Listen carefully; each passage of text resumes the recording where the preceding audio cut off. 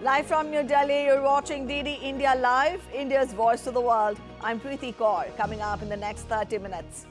US President Joe Biden to host UK Prime Minister Keir Starmer next week for White House talks, focus on conflicts in Gaza and Ukraine. Big relief for Donald Trump in hush money trial case, sentencing delayed until November 26. Boeing Starliner capsule returns home without astronauts, landed in New Mexico desert. And in sports, home favourite Jessica Pegula will take on title favourite Aryna Sabalenka in the US Open Women's Single Final on Saturday night.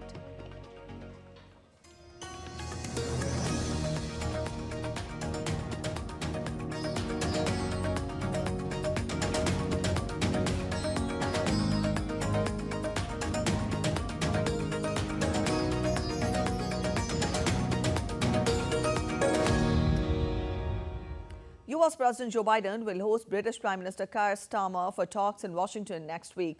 The talks are expected to touch on the conflicts in Ukraine and Gaza and other issues. Next Friday's meeting with the leader of one of America's closest allies comes as Biden looks to step up engagement on the international stage in his final months in office. This would be Starmer's second visit since he was elected earlier this summer. He visited the White House 2 months ago for a one-on-one talk with Biden when he was in Washington for the NATO summit. There is big relief for Donald Trump in the hush money trial case. A New York court delayed former US president's sentencing in Manhattan hush money criminal trial after the November election. The New York judge on Friday delayed the sentencing to 26 November, citing the unique time frame this matter currently finds itself in among his reasons. A New York jury in May convicted Trump on 34 felony counts of falsifying business records, the first time a sitting or former president has been convicted of a crime.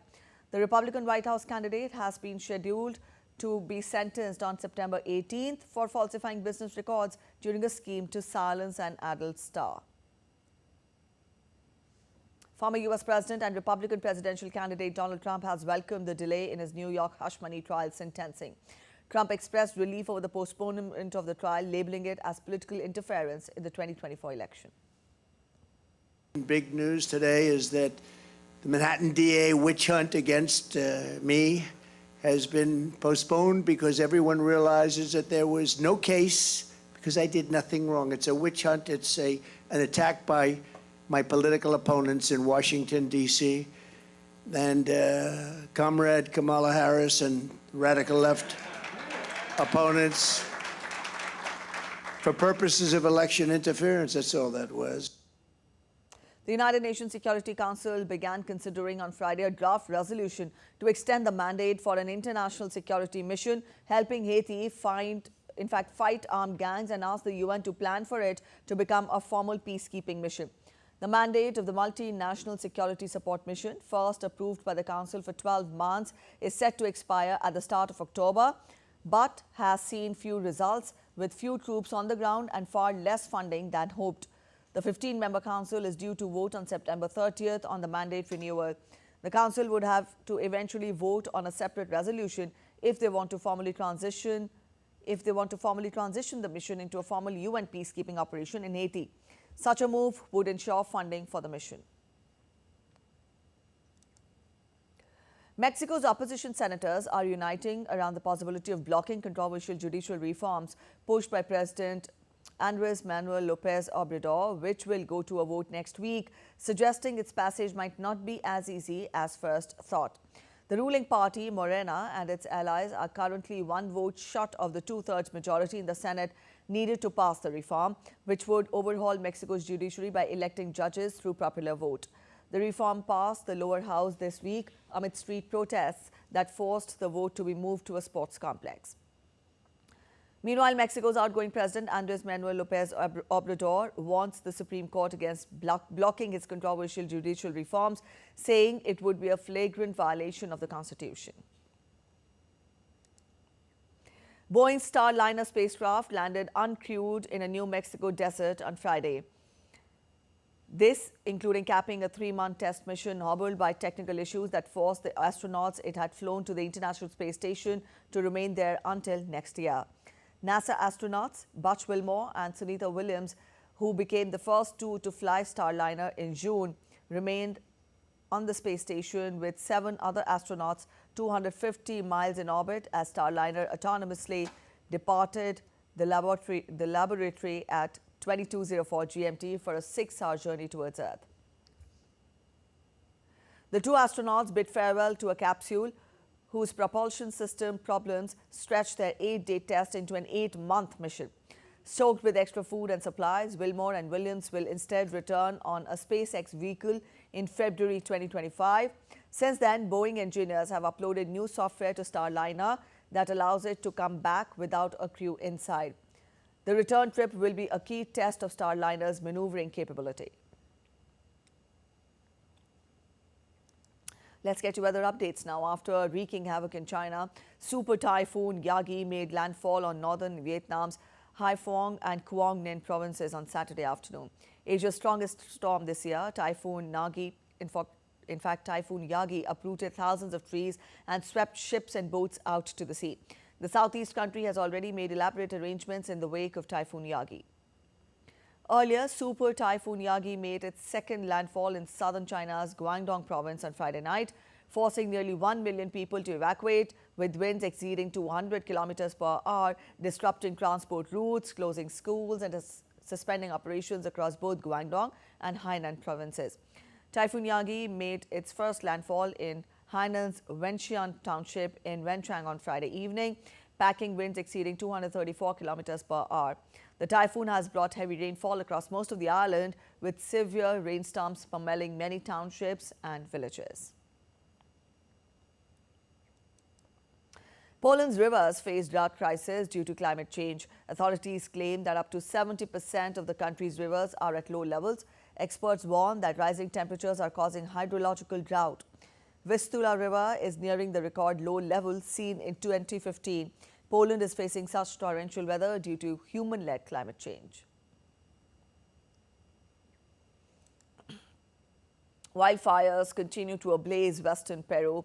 The wildfires in the South American nation have destroyed almost 2,600 hectares, forcing residents to flee their homes amid wildfires and thick smoke.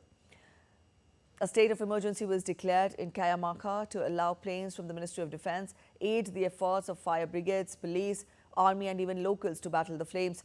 An El Nino weather system forecast is said to be among the strongest in recent history, has been contributing to an array of disasters from fires to floods.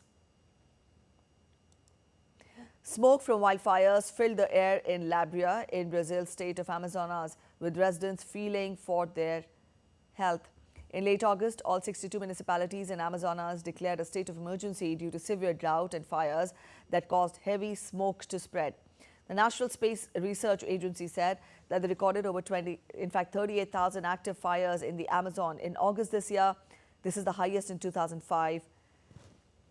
Brazil's National Institute of Meteorology has maintained an orange alert for low humidity across 17 states in 4 different regions of the country, where relative humidity levels have ranged from 12% to 20%, including the Amazonas, Rio de Janeiro and Espírito Santo, the Brazilian agency said on Tuesday. A quick look at other stories making it to the headlines from across the world now. A national memorial to the late Queen Elizabeth II will be erected in a central London park at a site which had historical significance and a close personal connection to the record-breaking monarch. Elizabeth II was the nation's oldest and longest reigning monarch, and her death provoked days of mourning and poignant tributes from across the country and the world. Hundreds of revelers flocked to Vienna's Central Cemetery to attend a concert commemorating the famous site's 150th birthday. Tens of thousands of tourists as well as locals visited the Central Cemetery each month to stroll along the tree-lined avenues and tombs of many famous figures. Nino Mandl, a local singer known as Der Nino aus Wien, performed the last of the 3 cemetery sessions to celebrate the anniversary.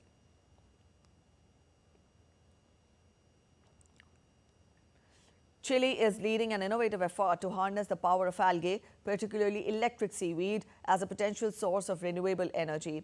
In coastal regions of Chile, researchers and energy companies are exploring the possibility of using algae's natural ability to convert sunlight into energy through photosynthesis to produce biofuels, biogas and electricity. The concept behind electric seaweed is tied to its efficiency in absorbing carbon dioxide and generating biomass.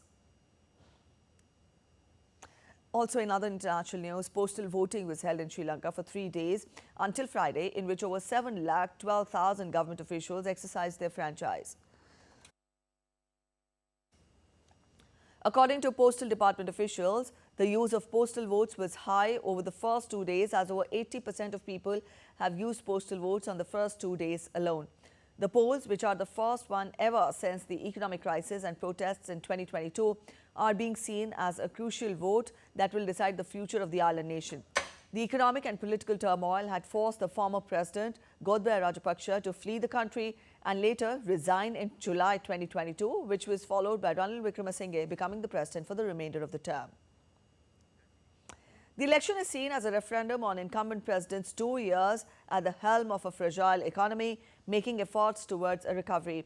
Sri Lankan President Wickremesinghe faces a tough challenge from the leader of the opposition in parliament, Sajith Premadasa, as well as from the leftist alliance leader Anura Kumara Dissanayaka. With 38 candidates in fray, 17 million voters will decide the fate of not just the candidates but also the future of the South Asian nation. You're watching DD India Live. We are heading for a short break, but after the break, Sarang team stuns one and all at Egypt's inaugural air show, gaining new experiences and forging new friendships. The 10-day festive extravaganza begins. Ganesh Chaturthi being celebrated with much fanfare across the nation. Heroes welcome to the para medal winners as they arrive at the IGI airport.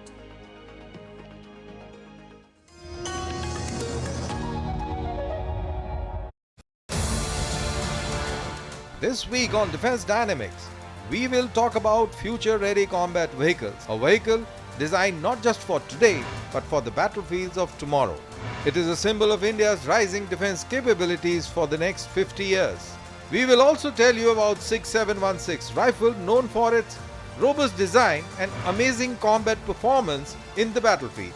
Watch all this on Defense Dynamics on Saturday at 8:30 p.m.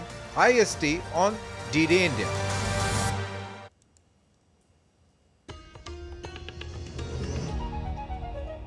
Welcome back after the break. You're watching DD India Live. While interacting with media personnel, India's Union Minister Kiren Rijiju expressed pride on how the Indian economy has surpassed China's economy over the times.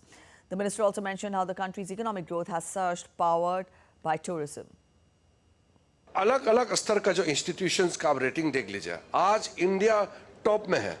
Modi ji जब से prime minister बना है इस देश का, विश्व स्तर पर हम लोगों का रैंकिंग अब आगे बढ़ते जा रहा है और चाइना से आगे हमारा इकोनॉमिक ग्रोथ भी है, प्लस हम एक अट्रैक्टिव डेस्टिनेशन बन गए हैं, इसलिए हमारा जो इकोनॉमिक रेटिंग्स भी इतने अच्छे हैं और कोविड के समय से तो और भी हमारा रेटिंग बढ़ गई है। कोविड में तो लगभग सब देश लगभग फेल हो गया था भारत को छोड़ के। After releasing Bharatiya Janata Party's election manifesto in Jammu on Friday, Union Home Minister Amit Shah addressed a rally in the valley. He termed the upcoming elections as historic and cleared that the BJP will fight and win the election with full strength. Jammu and Kashmir will be voting for the 90-member assembly in 3 phases. First phase of voting is scheduled on September 18th. The other 2 rounds will be held on September 25th and 1st of October. Counting will take place on October 8th. India is undergoing a phenomenal boom in India's realty sector. This achievement has been significantly highlighted in Global Real Estate Transparency Index released by JLL and LaSalle that sets and analyzes the standard for market transparency in 89 countries and other regions. Vishal Baristo reports for DD India on this. India, the world's 5th largest economy, has been the top global improver in the realty sector over the last 2 years. This is driven by advancements in transaction processes and market fundamentals. Its major city markets have joined the transparent group as their real estate sectors have become more institutionalized and quality of data has improved. ये largely हमारी अर्थव्यवस्था से भी linked है क्योंकि भारतीय अर्थव्यवस्था ने बाकी देशों के मुकाबले काफ़ी अच्छा परफॉर्मेंस दिया है। हमारे कॉस्ट और स्केल एडवांटेजेस हैं, एक डेमोग्राफिक डिविडेंड है और एक बहुत ही प्रोएक्टिव गवर्नमेंट सेटअप है। According to the report, China suffers from oversupply, pushing vacancy rates to record highs and pressuring rents. Its investment activity has dropped significantly since 2022, with transaction volumes across the region falling by 7% year-on-year in the first half of the year. In contrast, India's commercial and residential markets are breaking records. Flow of funds जो है institutional flow of funds है global और domestic दोनों तरफ से ही बहुत ही robust and बहुत ही significant flow हुआ है. One of the major contributing factors behind the strong property sector is institutionalization of the investment market. According to CBRE, the institutional investment reached $6.2 billion in the first half of this year, which is its highest ever. The establishment of publicly traded real estate investment trusts has also helped boost liquidity, set new governance standards for the industry, and acted as a catalyst for sustainable commercial real estate sector. With Vishal Barrister, this is Priya Yadav for DD India. India has successfully launched the intermediate range ballistic missile Agni 4. The launch was successfully carried out from the integrated test range in Chandipur district of Odisha. The launch successfully validated all operational and technical parameters. It was conducted under the aegis of Strategic Forces Command.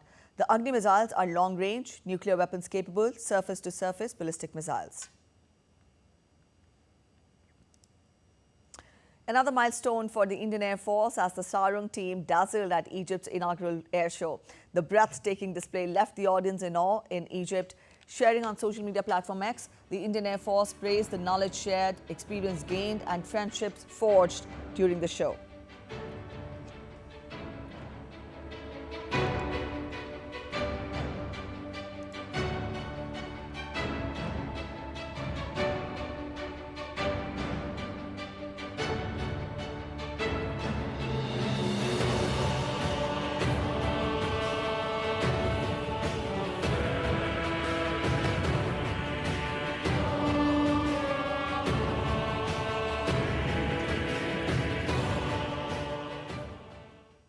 The Indian and French navies held their 22nd edition of bilateral naval exercise Varuna 2024 in the Mediterranean Sea.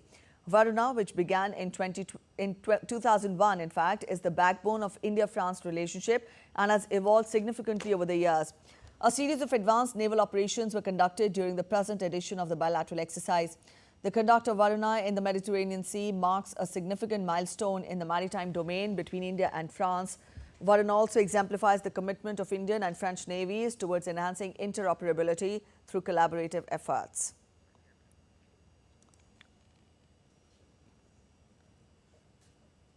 Devotees across India are celebrating a popular Hindu festival, Ganesh Chaturthi, also known as Vinayak Chaturthi, on Saturday. This auspicious occasion honors birth of Lord Ganesha, the elephant-headed deity revered for wisdom, prosperity, and good fortune. Colorful decorations, prayers, and delicious food characterize this 10-day festival. People come together to create beautiful pandals, decorate their homes with colorful lights and flowers, and offer prayers to Lord Ganesha. India's President Draupadi Murmu, Vice President Jagdeep Dhankar, and Prime Minister Narendra Modi extended greetings and best wishes to citizens on this auspicious occasion. The city of Mumbai comes alive and transforms into a vibrant spectacle with colorful processions, elaborate decorations, and traditional music to celebrate the festival of Ganesh Chaturthi. The festival brings together communities in joyous celebration, showcasing colorful idols and intricate pandals. DD India Shama Mishra brings us this special report. It's 10 days of celebration and it's 10 days of Ganeshotsav. Yes, we are in Mumbai and we are in at GSB, Ganesh Seva Mandal, here in Mumbai, where the Ganeshotsav can be seen at its highest. The celebrations over here have already begun since early morning because the devotees here are thronging in thousands, and this particular Seva Mandal is known as the richest, not just the country, not just the state, but the entire country, and that is because the Ganesh Lord over here, he's adorning the ornaments or even the Sinhasan that you can see. There's a gold jewelry of about more than 65 kgs. There's silver of more than 370 kgs. Also, this mandal is known for doing the insurance, not just for the mandal, but for the devotees as well. And this time around, it now stands close to 400 crores. So all these devotees are in line. Let's talk to some of the devotees. How are you going to celebrate the 10th day of Ganeshotsav? First time, ma'am. I'm here like from Mangalore, and like I came yesterday. Today I had like good darshan and all, a good experience. I am going to visit many other Ganesh ji pandals, and yeah, it's going fun and amazing. There are so many people, so many devotees thronging this Ganeshotsav. There's this Mukh Darshan line, and there's another line on top where people from outside can have a darshan and can move out directly. Also, this particular pandal is having their thrust. They are emphasizing on going eco-friendly, and that is why the usage of plastic flexes, plastic boards are very less this time around, and they are relying more on the LED screens and other means. With camera person Jitesh Rathod, this is Shama Mishra for DD India, Mumbai. And India's famous sand artist Sudarshan Patnaik embellished the sands of Puri beach in Odisha with yet another masterpiece, a sand sculpture of Lord Ganesh. The sculpture was made by installing 20 types of different fruits with the message World Peace. The sculpture was made on the occasion of Ganesh Chaturthi. As part of his annual program related to Teachers' Day celebrations, India's Prime Minister Narendra Modi interacted with teachers from across the country at his official residence in Delhi. He suggested the teachers to explore Vedic mathematics and teaching of Sanskrit during the school education.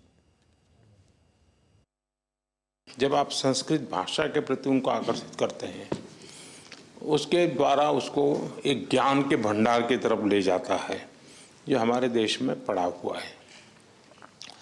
क्या कभी इन बच्चों को वैदिक mathematics क्या है, जो एक संस्कृत के टीचर के नाते, या कभी आपके टीचर्स के कमरे में टीचर्स के बीच में वैदिक मैथमेटिक्स क्या है, कभी चर्चा हुई होगी? नहीं महोदय, इसके बारे में मैं आप कभी कोशिश कीजिए, ताकि क्या होगा, अगर आगे आप सबको भी काम आ सकता है, ऑनलाइन वैदिक मैथमेटिक्स के क्लासेस भी चलते हैं। यूके में तो ऑलरेडी कुछ जगह पे सिलेबस में है वैदिक मैथमेटिक्स। जिन बच्चों को मैथ्स में रुचि नहीं होती है, वो अगर ये थोड़ा सा भी देखेंगे, उनको लगा ये तो मैजिक है, एकदम से उसको मन कर जाता है सीखने का। तो वो संस्कृत से हमारे देश के जितने भी विषय हैं, उनसे उनमें से कुछ तो भी परिचित करवाना, वैसा कभी आप कोशिश करें तो। ये बहुत अच्छी आपने बताया महोदय। Let's get to sports updates now. In tennis, in women's singles, home favourite Jessica Pegula will take on title favourite Aryna Sabalenka in the final of the US Open on Saturday. It will also be a rematch of their Cincinnati clash from less than a month ago, where Sabalenka emerged victorious. World number 2 Sabalenka, the double Australian Open champion, has made the final in New York for a second successive year after finishing runner-up to Coco Gauff in 2023. Meanwhile, Pegula is in her first major final at the age of 30, after stunning top seed Iga Swiatek in the quarterfinals and then mounting an astonishing comeback to beat Karolina Muchova in the semi-finals. In men's singles, world number 1 Jannik Sinner comfortably eased his way into the final of the US Open 2024 on Friday. The Italian star defeated United Kingdom's Jack Draper in straight sets in the semi-final. It is also the first time that Sinner qualified for the finals at Flushing Meadows after crashing out in the pre-quarters last year. Draper had won 15 sets in a row until the quarterfinals, but was found to be going tough against Sinner. With the win, Sinner now becomes the first Italian man to qualify for the US Open singles final. The 23-year-old will face American Taylor Fritz in the final on Sunday. And the India para medals received a warm welcome as they arrived at the Indira Gandhi International Airport from Paris on Saturday. Among the medal winners were Rakesh Kumar, who secured bronze medal alongside Sheetal Devi in mixed archery event. Meanwhile, Pranav Surma also received a warm welcome from his family and fans. India's super shooter Avni Lekhara, who has secured her second consecutive medal at the Paralympics, was also welcomed. Parachuter Manish Narwal, who won a silver medal at the men's 10 meters air pistol SH1 event, also received a grand welcome at the airport.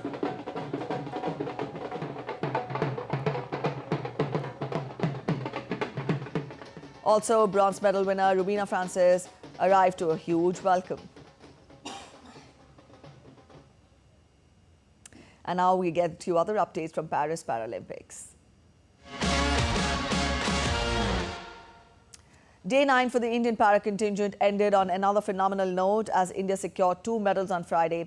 Praveen Kumar bagged India's 6th gold medal at the Paralympics, while Hokato Hotose Sema won a bronze in the shot put final. Praveen Kumar competed in men's high jump T64 category, clearing 2.08 meters to claim his 2nd consecutive Paralympic medal, marking a remarkable continuation of his success on the international stage. Praveen now becomes only the 2nd Indian after Mariyappan Thangavelu to win a gold in Paralympic high jump event.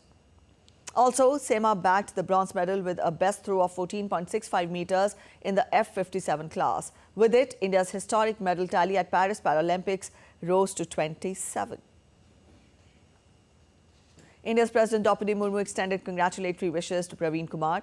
She wrote on X, and I quote, "Heartiest congratulations to Praveen Kumar on winning gold medal in men's high jump event at the Paris 2024 Paralympics. By winning medals at consecutive Paralympics with record-setting performances, Praveen has shown exceptional consistency. India is proud of Praveen. I wish he continues to scale great heights of sporting excellence in the future."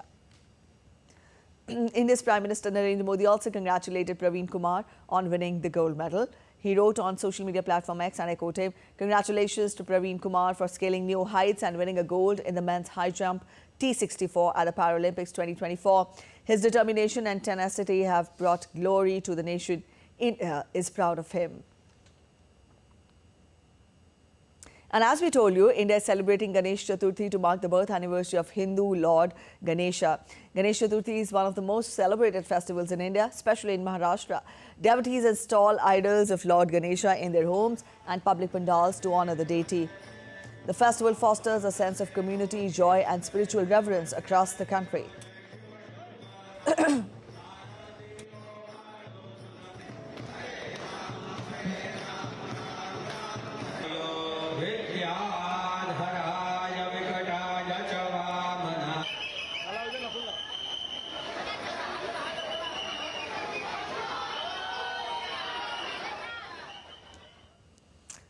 On those beautiful visuals, we end this edition of DD India Live, but let us know your thoughts on the news of the day. For those of you on the go, you can get all the latest news and updates from India and across the world on the DD India mobile app.